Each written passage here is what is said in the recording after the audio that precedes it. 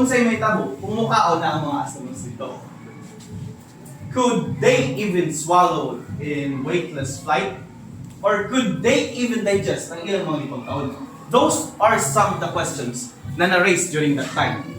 Ziplocs or plastics? One week na rin ako.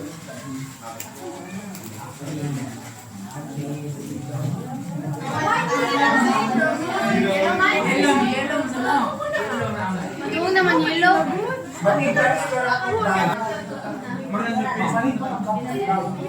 Sige, ikaw green. Yan, agad.